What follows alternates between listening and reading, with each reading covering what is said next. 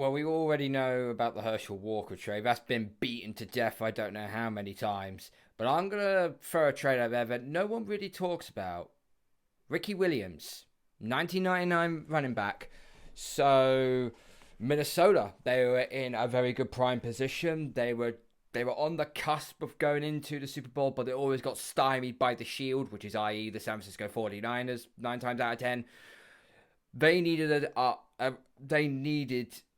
no, hang on, I'm getting the wrong position here. This is it's the Saints, beg your pardon. The Saints needed that running back, and I think it was Mike Ditka who was the coach, and he wanted this Ricky Williams guy. It doesn't care how much it cost him. So what did they do? They sent their entire 1999 entire draft to go and get Ricky Williams, and the first 3 teams were buffed because I think it was the Colts. They needed a running back, but I think they took Adrian James, I think, if I'm not mistaken. The Browns obviously had their first round pick back in Cleveland. They took Tim Couch, absolutely effing ruined him. No offense, Ollie. No offense taken. And so on. They moved up to get to Cincinnati. No good. But Washington, they took all their picks. And they got this Ricky Williams trade, and they thought it was the heist of the century.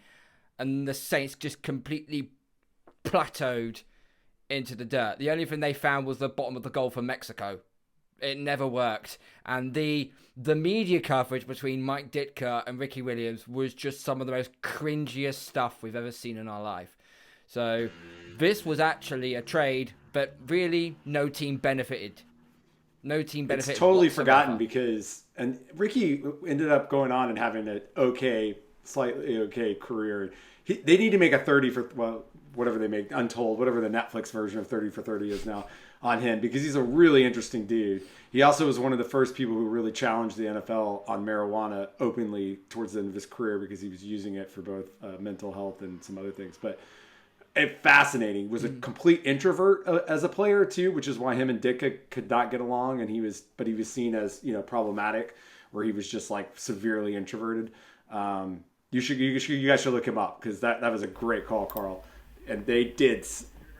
University of Texas, Heisman winner, I believe. Did he come from? Yeah. Heisman Trophy winner, one of the leading rushers in FBS. Yeah. He was just mustard. Yeah. Absolute mustard.